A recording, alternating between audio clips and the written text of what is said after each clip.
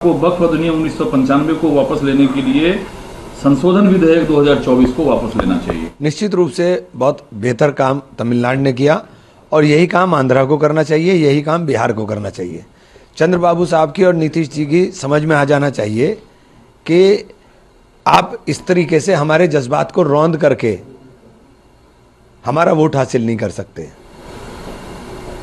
आप कह रहे हैं नीतीश कुमार को करना चाहिए, चंद्रबाबू नायडू को, बीजेपी से कोई आपकी आग्रह नहीं है? नहीं, बीजेपी तो उतारू है। हम बीजेपी तो संविधान को तहस नहस करने पर उतारू है। अब जब ये सीधे पूरा संविधान बदलने की हैसियत में नहीं तो संविधान के पोर्शंस को छेड़ते हैं।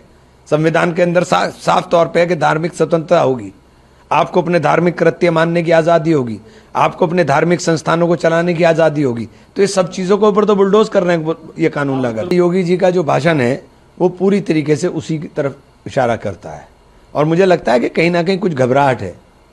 अदरवाइज इतनी ज़रूरत नहीं है। ये जो जिस तरह का भाषा जिस तरह की इस्तेमाल हुई, मुझे नहीं लगता इस चीज़ की ज़रूरत। संभल के अंदर तो बिल्कुल संभल को इन्होंने एक टारगेट कर लिया है। संभल के लोगों में कोई बैर नहीं है, कोई वैमनस्य नहीं है, ना संभल में कोई झगड़ा है, लेकिन ये संभल को तो एक टारगेट करने की कोशिश की जा रही है। मुझे नहीं समझ में आता नमाज और नवरात्र एक साथ क्यों नहीं हो सकते? क्यों नहीं हो सकते भाई? पहले नहीं हुए क्या? सदियों से हो रहे हैं, कोई आज पहली बार हो रहा है? ये तो ऐसे कर रहे हैं जैसे होली पहली बार आ रही, नवरात्रे पहली बार आ रहा है, ईद पहली बार आ रही। ऐसा नहीं है। ये नफरत कहीं ना कहीं अपनी सत्ता बचाने की नफरत है, इसके अलावा मुझे कुछ नहीं नजर आता। होली पर तो पड़ा हुआ दिखाई दिया मुझे, बहुत माफी के साथ कहूंगा कि आप डराने किसे चले थे? डर कौन गया? आपने तो डराने किसको गए थे? आपने पूरा होली का हुड़दंग ही खत्म कर दिया, होली का उत्साह ही खत्म कर दिया। मैंने तो कभी होली नहीं मनाई, मुझे पहली बार होली मनानी पड़ी खड़े होकर के। अरे हमारे देश की संस्कृति है, हमारे देश के भाईचारा है, उसे जिंदा रखना हमारा दायित्व है।